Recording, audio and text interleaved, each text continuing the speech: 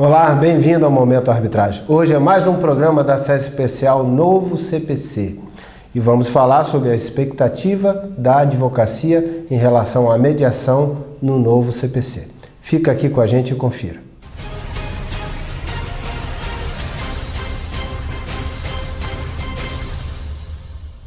Começa agora o Momento Arbitragem. Muito obrigado por sua audiência. Sou Asdrubal Júnior. No programa de hoje, nós vamos falar sobre a expectativa da advocacia sobre a mediação no novo CPC. Para falar sobre isso, aproveitei a minha vinda aqui a Sergipe, Aracaju, convidado pela OAB de Sergipe para ministrar uma palestra sobre a arbitragem no novo CPC, e a mediação no novo CPC foi ministrado pelo Dr. João Moreschi, que é presidente da Comissão de Mediação e Arbitragem da OAB do Mato Grosso. E a gente junto dividiu esse painel, não podia perder a oportunidade de gravar um programa para a série especial Novo CPC e colher um pouco do Dr. João Moreschi, a sua experiência, as suas expectativas, as suas preocupações em relação à mediação no novo CPC e, naturalmente, aquelas oportunidades que ele enxerga no horizonte da advocacia. Dr. João Moreschi, muito obrigado por aceitar o nosso convite, é uma satisfação poder conversar com o colega. E eu queria que você contasse um pouquinho para a gente sobre quais são as suas expectativas, preocupações, oportunidades, o que você vê de bom, o que você vê de ruim nas providências e nas mudanças que o Tribunal de Justiça e os Tribunais de Justiça vão ter que adotar para se adequar ao novo CPC. Boa noite a todos. Primeiramente, eu queria parabenizar o colega Asdrubal Júnior pelo excelente trabalho que vem fazendo, nas reiteradas edições, dos programas do Momento Arbitragem. É uma solução única, que é assistida aí por pessoas de todo o Brasil e vem alcançando profissionais, operadores de direito em todos os cantos do Brasil. Meus parabéns pela iniciativa. Obrigado. Bom, a reforma o novo CPC e as perspectivas aí que a advocacia espera, da aplicação aí do novo CPC a partir do ano que vem, tem gerado grande expectativa na advocacia.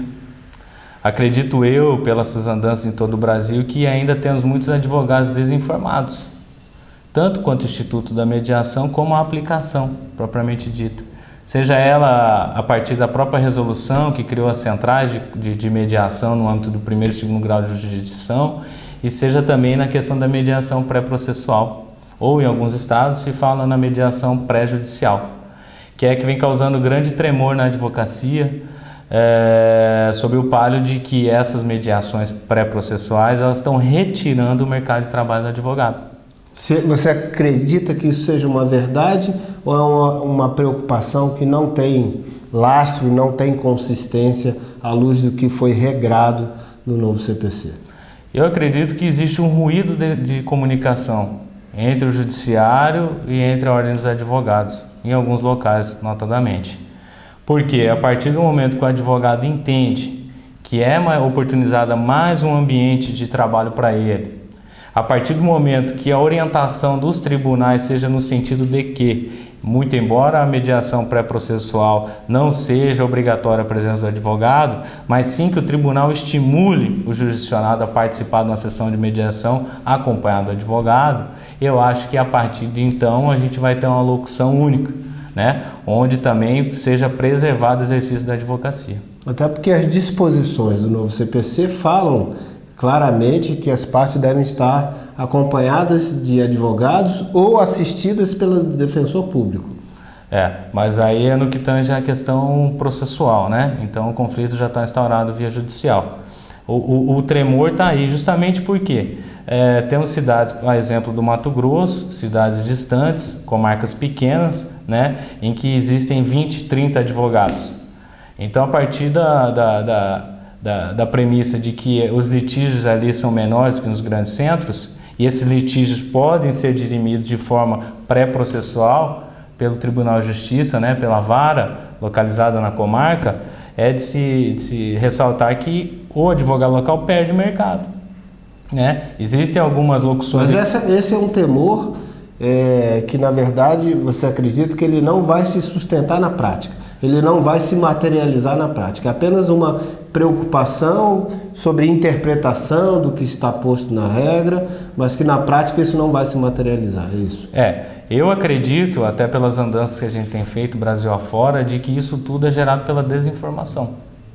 Que a partir do momento que o advogado está informado e ele tem conhecimento e ele pode usar disso, ora, nós temos lá no estado de Mato Grosso um dos tribunais mais caros do Brasil. Agora, o contraponto a isso que a gente poderia colocar como uma coisa altamente positiva para a advocacia, em você estimular, despertar esse caminho de solução consensual de conflito, é que o advogado, ou seja, conseguirá ter uma resposta muito mais rápida, muito mais efetiva para o seu cliente e para si mesmo, enquanto resolvedor de problemas, enquanto um profissional contratado para solucionar problemas, do que simplesmente encaminhar para um processo judicial que vai se arrastar por tanto tempo. Então, acaba-se, por um lado, gera alguma preocupação de que os usuários poderiam utilizar disso sem a necessidade do advogado, como de alguma maneira já acontece nos juizados especiais hoje. As pessoas podem demandar nos juizados especiais para aquelas causas até o limite fixado nos juizados especiais de 20 salários que não precisa da assistência do advogado, elas já podem demandar e as conciliações já acontecem não necessariamente com a participação do advogado. Então isso acaba não mudando, não é propriamente o novo CPC que traz uma mudança nisso. Mas por outro lado, ele traz uma cultura, um estímulo categórico, dando inclusive a responsabilidade para o advogado também, além de dar essa responsabilidade para o juiz, de que ele estimule a adoção de práticas consensuais. Então você não acredita que isso, por outro lado, imprime para ele um novo horizonte de solução que vai trazer agilidade, mais presteza e naturalmente hipotecar a sua imagem de ser deixar de ser apenas um despachante da justiça para se tornar um profissional que resolve problemas?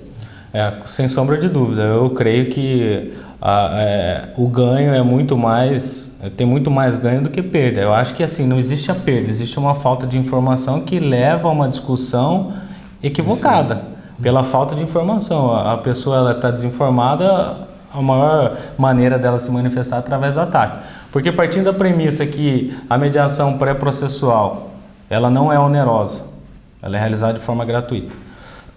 Então, se eu tenho uma demanda de grande monta, que eu gastaria com custo e taxa judiciária, o oficial de justiça pode cumprir citação da parte, né?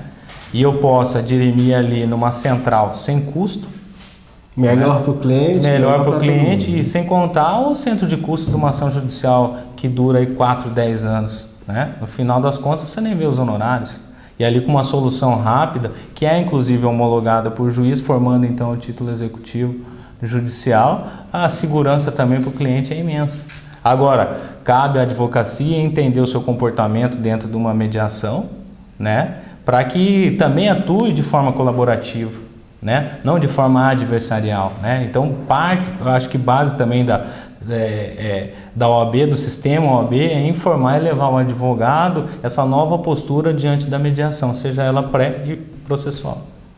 Perfeito. Outro ponto que a gente tem acompanhado discussões e preocupações das pessoas que estão estudando sobre o assunto ou que pegam o assunto desavisadamente, ainda não sabe bem quais são os desdobramentos disso, é no que concerne a possibilidade do advogado atuar como mediador e na limitação que ele teria para o exercício da advocacia naqueles juízos onde ele atua como mediador.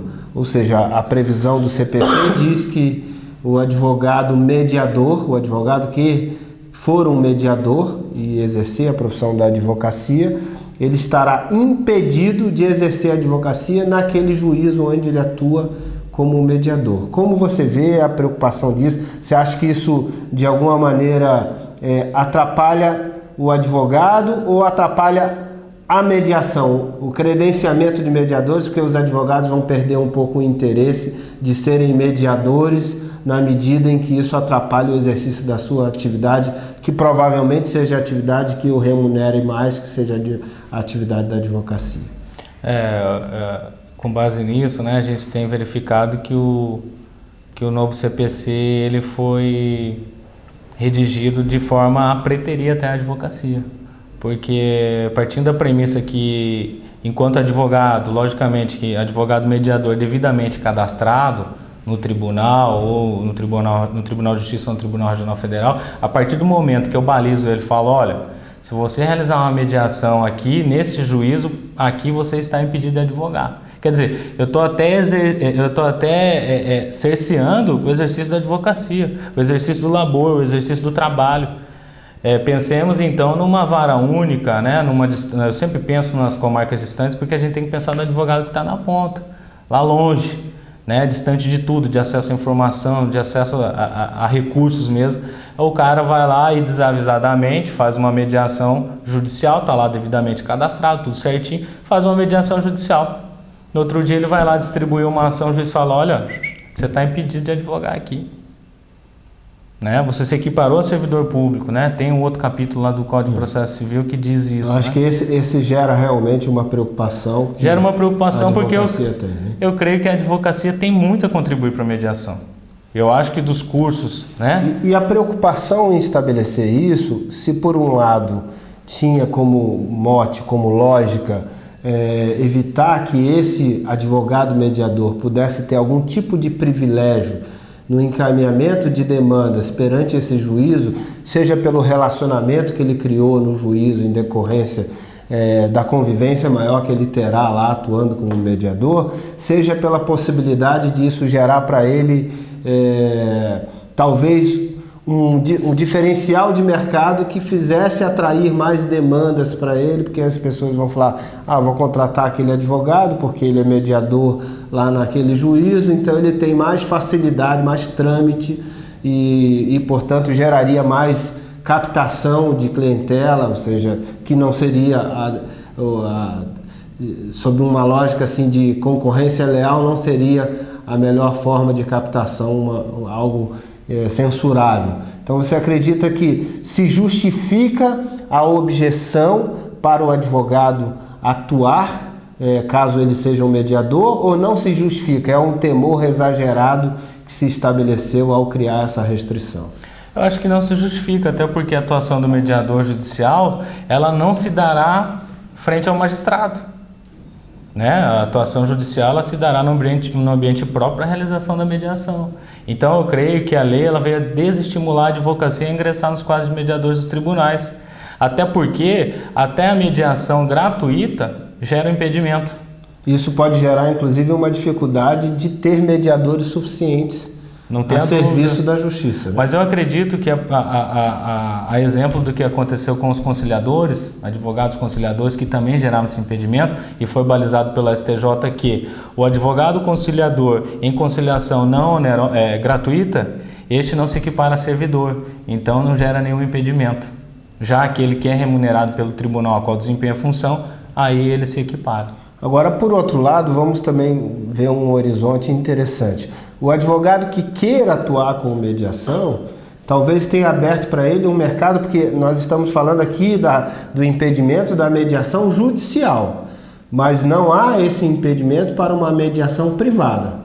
Para a mediação privada não existe essa regra de impedimento. E talvez esse advogado que edifique também habilidades e competências para realizar boas mediações, ele não esteja agregando para o serviço dele a possibilidade de atuar com mediação privada, e aí sem essa restrição, e até mesmo ser escolhido eventualmente pelas partes diretamente para ser o mediador, sem precisar do Poder Judiciário, que não é nada disso? Eu acho que assim, importante tocar nesse assunto, que também o legislador foi muito feliz ao estabelecer que as próprias partes poderão escolher câmaras ou mediadores que não aqueles listados no tribunal. Né? Então valorizou e privilegiou a autonomia da vontade das partes. E aí nesse caso não dá para dizer que ele tem a restrição, porque ele está atuando naquele caso por escolha das partes e não por ser cadastrado no tribunal naquele juízo. É o que eu creio que a jurisprudência irá balizar, porque justamente vai dar um conflito muito grande, porque quer queira, quer não, ele está atuando no juízo, embora não seja um mediador cadastrado.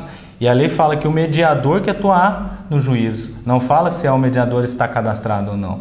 Então aí eu acho que por equiparação ele também impedido ficará. Né? Você acredita que eu vai acredito que vai gerar um extensão? impedimento, eu acredito que sim.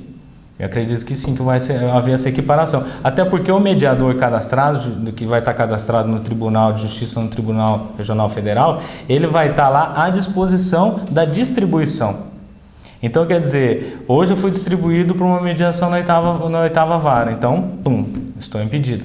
Amanhã eu pego uma distribuição da 20ª, e aí ele mesmo vai ficar impedido, já quase impedido de advogar em todas as varas. Então, porque ele não é mediador do juízo. Então, na verdade, ele vai ter que fazer uma escolha. Ou vai ser mediador, ou vai ser advogado. Eu creio que sim. É essa a visão que você tem. Ou ele fica na mediação privada, né? Então, puramente privada e não se envolve com o Poder Judiciário. E sai dessa ideia da escolha das partes no processo judicial para não gerar nenhum tipo de restrição para ele. Correto.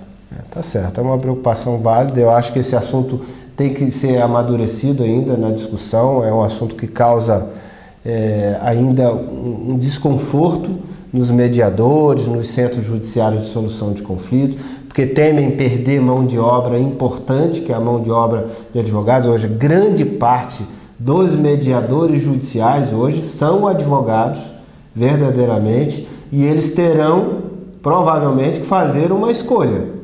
E essa escolha tende a ser pela advocacia, porque a remuneração que os mediadores, por enquanto nem tem remuneração na maioria dos estados. Agora, recentemente, é que saiu uma lei paulista, né, tratando sobre remuneração de mediadores. Então você tem aqui e acolá exemplos muito isolados ainda de algum tipo de remuneração. Mas mesmo essas previsões de remuneração têm sinalizado que a remuneração será algo modesto. Nada que vai tornar o cara um profissional bem remunerado. Ou seja, é um trabalho remunerado minimamente, até um certo teto também, ou seja, não vai ficar rico fazendo essa mediação judicial de maneira alguma, e há talvez uma probabilidade maior de que essas pessoas que já estão nessa área precisem tomar uma decisão e tomem a decisão pela advocacia, deixando a mediação judicial, o que fará diminuir o quadro de mediadores. E claro, a reação a isso vai ter que ser formar novos mediadores, e esses novos mediadores talvez já não sejam mais advogados, e sim profissionais de outras áreas, porque os advogados cairiam na mesma preocupação e restrição. Eu acredito que a priori, com a entrada em vigor do novo CPC, a priori os tribunais irão se socorrer dos próprios mediadores que eles já têm ali formado com base na resolução 125. Ele vai se socorrer dessa mão de obra, porque até gerar habilitação, habilitar, certificar... Sem dúvida, mas o problema é que dessa mão de obra, boa parte são advogados.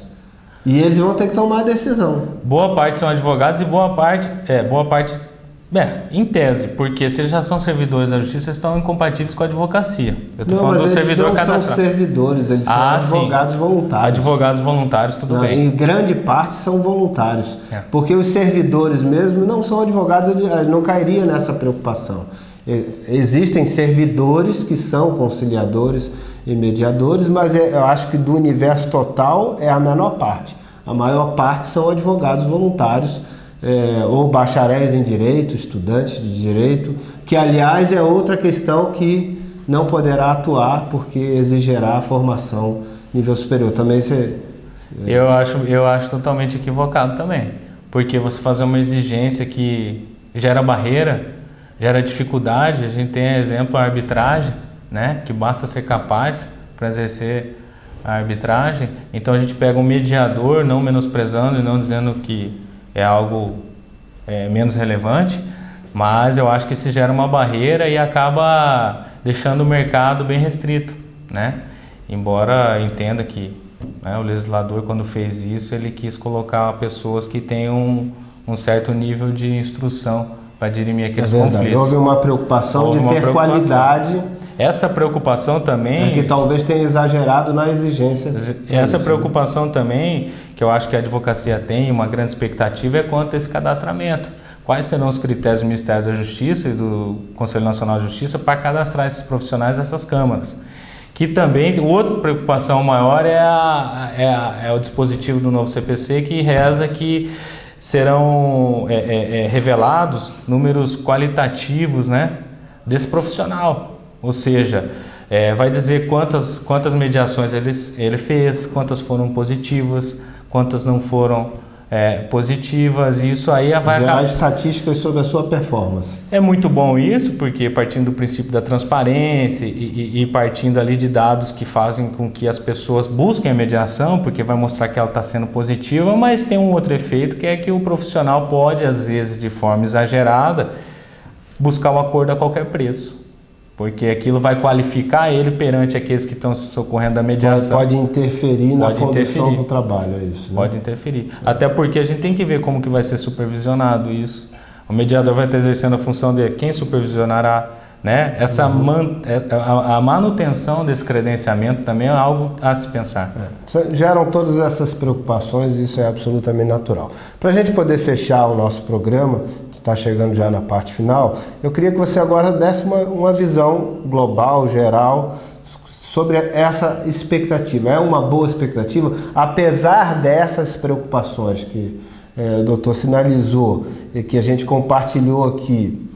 Você acha que isso é problemático bastante para a gente chegar a uma expectativa negativa sobre a aplicação do novo CPC, ou a gente pode ter uma expectativa mais positiva, mais proativa de que isso veio para o bem e que efetivamente as dificuldades serão superadas, vencidas, amadurecidas as discussões necessárias e a gente vai chegar a um bom termo no final, com um desenvolvimento do processo com mais eficiência e com a acolhida do profissional da advocacia em todo esse contexto, com uma assertividade maior e, naturalmente, com uma atuação marcante, importante, que lhe traga resultados de trabalho, resultados de negócio e, naturalmente, de imagem por ser um resolvedor de problemas. Eu acho que as expectativas são as melhores e as maiores, né?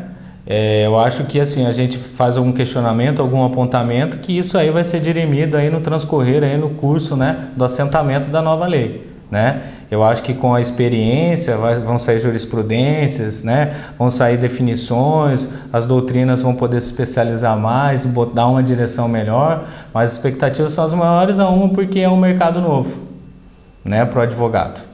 Né, o advogado. Aliás, o novo CPC diz, inclusive, que a administração pública tem que criar câmaras, tem que centros, promover, e isso vai trazer um novo espaço para ele poder resolver e outra, conflitos. Eu acredito, Asdrubal, que muito além da mediação, a gente tem que colocar as outras formas, né, de resolução adequada de conflitos, porque às vezes pode começar uma mediação que pode se estender para uma prática colaborativa.